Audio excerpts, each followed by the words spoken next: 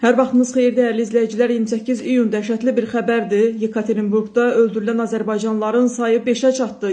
Rusiyanın Yekaterinburq şəhərində Federal Təhlükəsizlik Xidmətinin əməkdaşlarının keçirdiyi əməliyyatlar nəticəsində Səfərovlar ailəsinin daha 2 üzvü Səfərov Ayaz Mehbalıoğlu və onun qardaşı Səfərov Məzahir Mehbalıoğlu xəstəxanada həyatlarını itiriblər.